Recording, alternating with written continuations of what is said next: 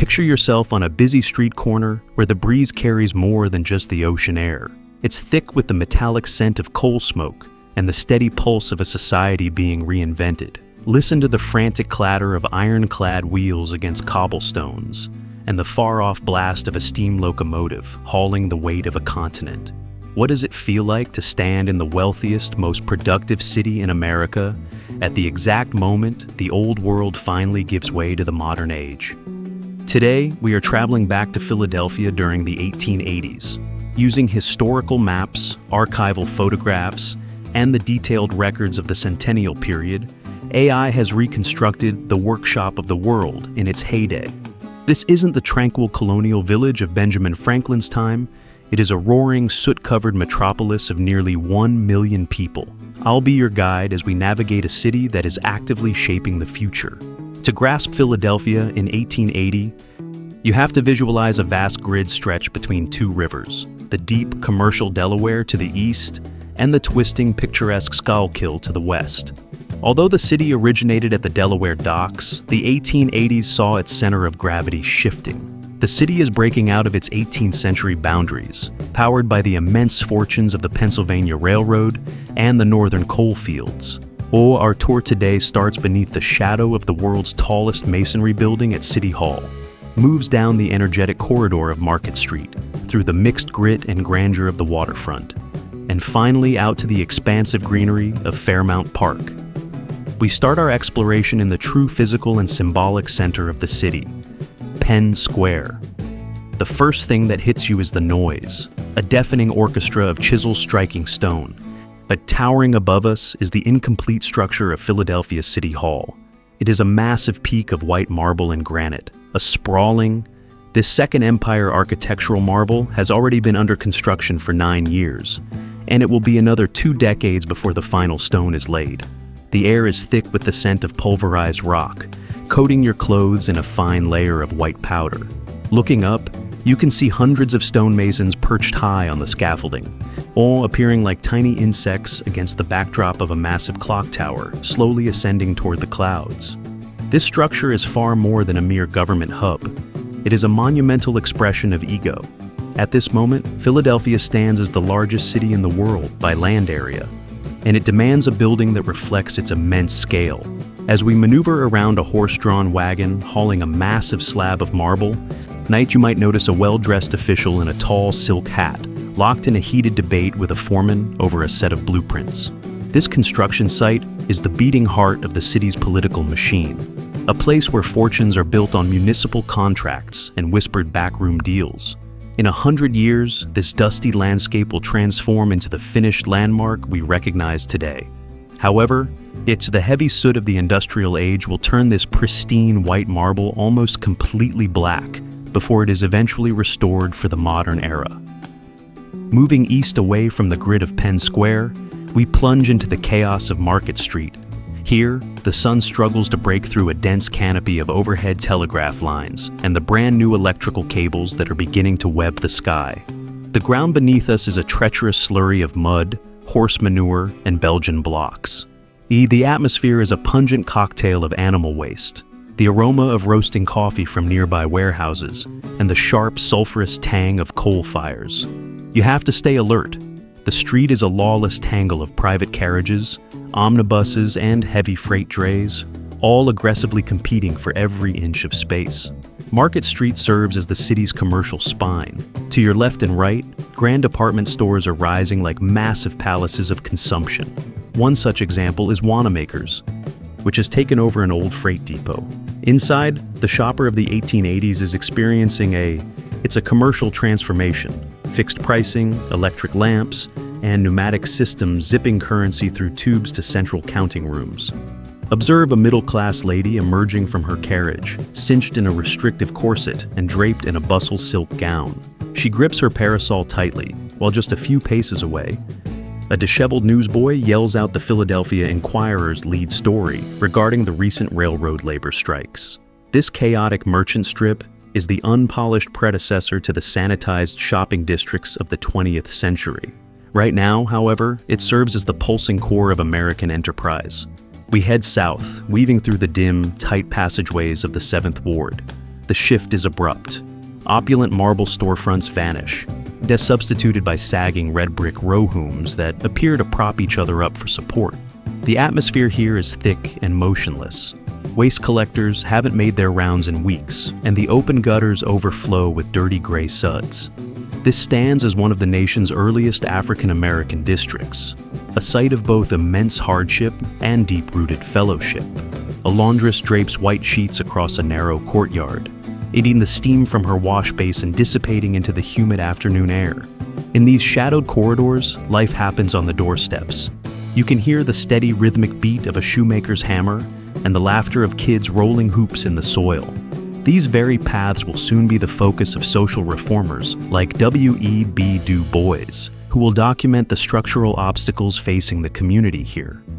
The area is defined by Trinity houses, vertical dwellings with a single room on each of the 3 floors. While many of these modest brick structures will eventually become prized historic properties in the 21st century, they currently represent the front lines of a city struggling to shelter the laboring class during a massive industrial surge. As we continue our journey east, the terrain declines toward the Delaware River, and the city's atmosphere changes once more. We are now crossing into the Old City. We enter the neighborhood of the Founders, where the 1880s feels like an intrusion upon the 1770s. We pass Independence Hall, its red brick looking modest compared to the gargantuan City Hall we saw earlier. By 1880, the State House has already become a shrine, yet it remains surrounded by the grime of a bustling working port. The cracks in the Liberty Bell are already a point of fascination for tourists, who arrive in stiff collars and wool suits to touch this relic of a revolution that feels increasingly distant.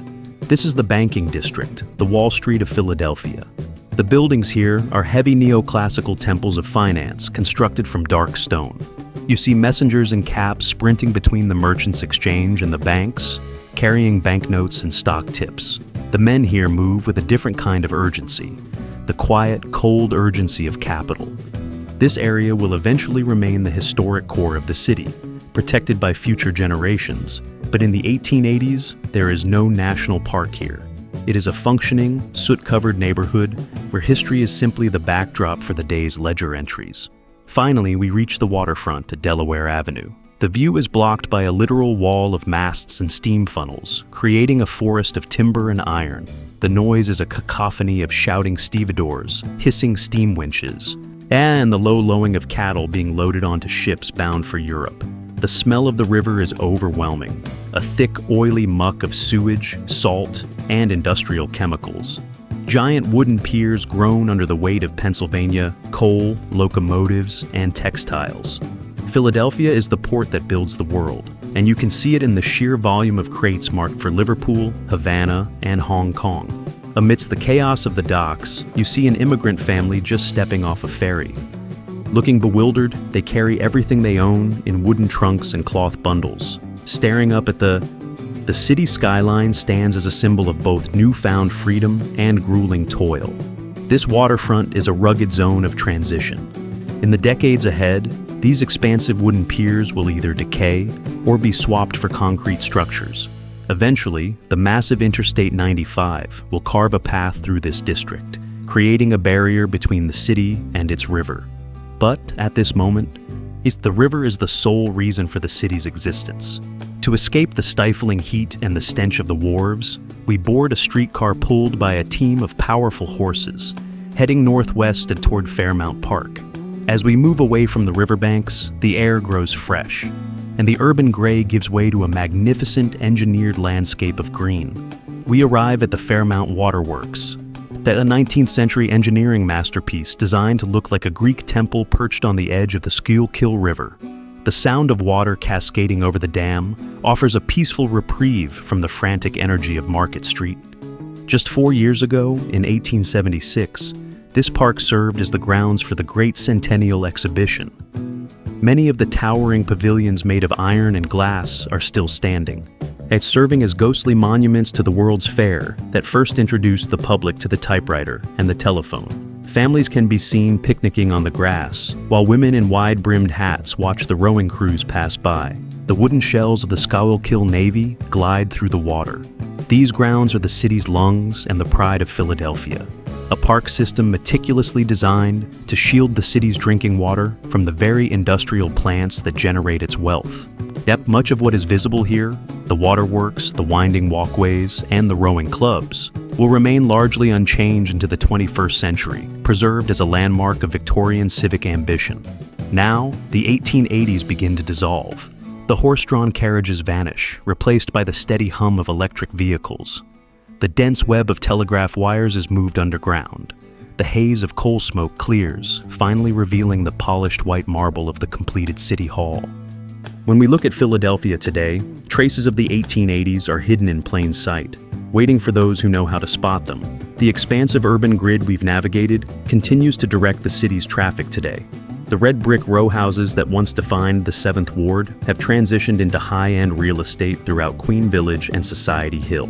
Iconic department stores like Wanamaker's still dominate the skyline, and even though their names and internal operations have shifted over the decades, Independence Hall has been stripped of its industrial grime, now sitting within a polished park landscape that would be completely foreign to a resident from the late 19th century. Nevertheless, the essence of the workshop of the world remains embedded in the city's DNA, evident in its resilient architecture, its vast park systems, and the unyielding, gritty character of its people. The Mall of Philadelphia in the 1880s was a landscape of extreme contradictions: immense fortune neighboring dire hardship, elegant parks bordering contaminated rivers, and ancient heritage clashing with breakneck innovation. It was a metropolis that never hesitated to build bigger, faster, and louder than the rest. Thank you for exploring this era with me. This reconstruction is merely one chapter in the long and diverse history of this city. If you were to walk these avenues in 1880, would the energy of progress be a thrill? Or would you find yourself longing for the silence of earlier times? Which city or time period should we bring to life next? Tell me your thoughts in the comments below. And make sure to subscribe so we can continue peeling back the layers of history together.